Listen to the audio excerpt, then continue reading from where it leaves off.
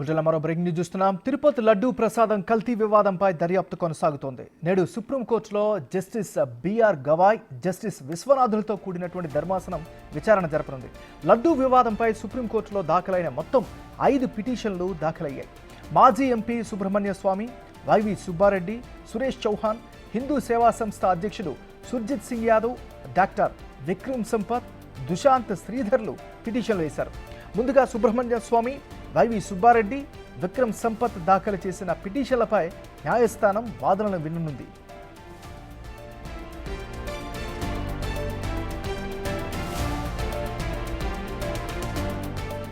లడ్డూలో కల్తీ నెయ్యి కలిసిందంటూ ఆంధ్రప్రదేశ్ ముఖ్యమంత్రి చంద్రబాబు నిరాధారమైన ఆరోపణలు చేస్తున్నారని పిటిషన్లో సుబ్రహ్మణ్య స్వామి పేర్కొన్నారు.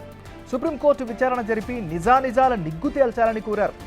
సుప్రీంకోర్టు జోక్యం చేసుకుని హిందువుల మనోభావాలను కాపాడాలని పిటిషన్లో వెల్లడించారు. సుబ్రహ్మణ్య స్వామి పిటిషన్తో పాటు వైవి సుబ్బారెడ్డి పిటిషన్ కూడా సుప్రీంకోర్టు బెంచ్ విచారణ జరపనుంది.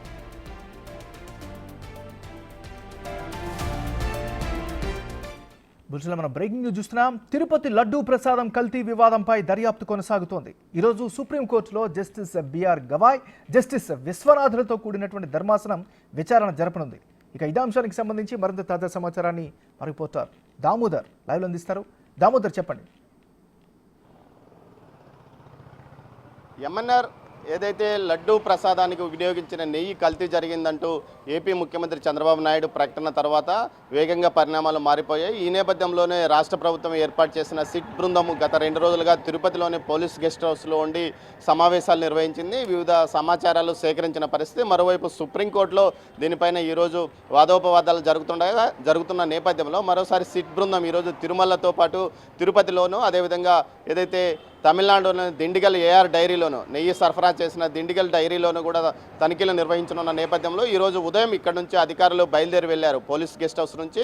అయితే గతంలో కూడా సుబ్రహ్మణ్య స్వామి ఏదైతే టీటీడీకి అనుబంధంగా కొన్ని కేసుల్లో ఇంప్లూడ్ అయి తిరుపతిలో కూడా వాదనలు చేస్తున్న పరిస్థితి కనిపిస్తుంది. గతంలో పింక్ డైమండ్కి సంబంధించి చంద్రబాబు నాయుడు మీద ఆరోపణలు చేసిన నేపథ్యంలో అప్పట్లో టీటీడీ ఏదైతే రమణ దీక్షలతో పాటు విజయసాయిరెడ్డి మీద కూడా కేసులు, పరువు నష్టం దావా కేసులు తిరుపతి కోర్టులో వేసిన నేపథ్యంలో 2 కోట్ల రూపాయల డిపాజిట్ కూడా కట్టింది.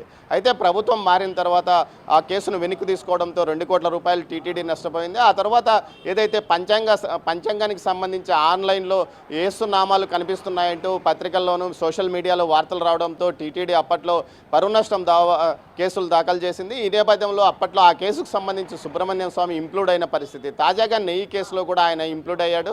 మొత్తం మీద ఈ ఘటనలు తీసుకుంటే వైసీపీకి సంబంధించి ఆయన అనుకూలంగా కేసులు దాఖలు చేసినట్లు బయట ప్రచారం జరుగుతున్న నేపథ్యం. మరోవైపు ఏపీ ప్రభుత్వం ఏర్పాటు చేసిన సిట్ అధికారుల బృందం 2 రోజుల పాటు సమాలోచనలు నిర్వహించింది. సమాచారాన్ని సేకరించిన తర్వాత ఈరోజు క్షేత్రస్థాయిలోకి వెళ్ళింది. ముఖ్యంగా తిరుమలలోని ఏదైతే లడ్డూ ప్రసాదం పోర్టు, అదేవిధంగా నైవేద్య ప్రసాదాల తయారీ పోర్టుతో పాటు బూందీ పోర్టులో తనిఖీలు నిర్వహిస్తుంది. అదేవిధంగా ల్యాబ్ను పరిశీలిస్తుంది, ల్యాబ్ స్థాయిని కూడా తెలుసుకుంటుంది. దీంతో పాటు ఏదైతే అప్పట్లో నెయ్యిని ప్రొక్యూర్ చేయడానికి అదేవిధంగా పర్చేజింగ్ చేసిన కమిటీ సభ్యులు ఎవరు, వారు సిఫార్సు మేరకు నెయ్యి ప్రొక్యూర్ అయిందా లేదా అన్న విషయాలు తెలుసుకుంటుంది. 319 రూపాయల 90 పైసలకు కిలో నెయ్యిని కొనుగోలు చేసిన టెండర్లో ఓకే చేసి L1గా ఏఆర్ డైరీని తీసుకున్నారు. అయితే 65-35 రేషియోలో కొన్నారా లేకపోతే మరేది మొత్తం ఇక్కడ నుంచే తీసుకున్నారా అన్న సమాచారాన్ని కూడా తీసుకుంటున్నారు. మొత్తం 10 లక్షల కేజీలు తాను సరఫరా చేస్తానని ఏఆర్ డైరీ ముందుకొచ్చిన నేపథ్యం. అందులో ఎంత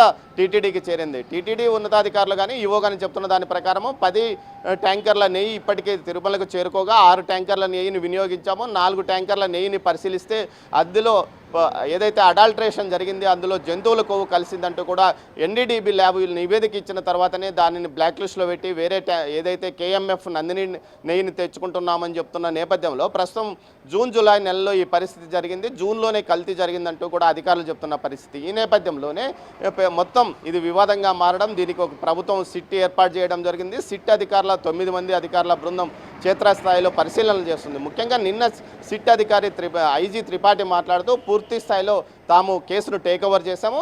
ఏదైతే తిరుమల టీటీడీ మార్కెటింగ్ అధికారి మురళీకృష్ణ ఇచ్చిన ఫిర్యాదు మేరకు ఈస్ట్ పోలీస్ స్టేషన్లో నమోదైన కేసును తాము టేక్ ఓవర్ చేశాము. ఆ కేసుకు సంబంధించి ఒక ఐఓను కూడా నియమించామని చెప్పారు.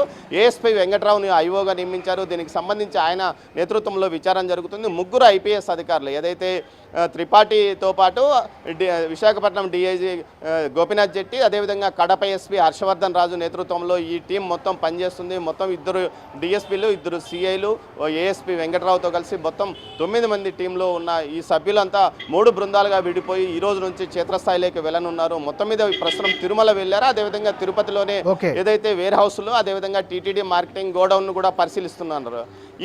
ఏదైతే నివేదిక పూర్తి స్థాయిలో సిట్ దర్యాప్తు ఫలితంగా ఎలాంటి నివేదిక వస్తుందా అన్న దానిపైననే ప్రస్తుతం ఈ లడ్డు వివాదం నడుస్తుంది. అయితే టీటీడీ ఇప్పటికే ప్రకటించింది, అటు ఈవో కానీ ఇటు సీఎం చంద్రబాబు నాయుడు కానీ అడాల్ట్రేషన్ ఖచ్చితంగా జరిగింది, అది ఏ స్థాయిలో జరిగింది, ఎందుకు జరిగింది అన్న విషయాలను బయటకు తీయడానికే ఈ సిట్ పనిచేస్తుందని సిట్ చీఫ్ అయిన త్రిపాఠి చెప్పారు. ఎంఎన్ఆర్. Thank you Damodar.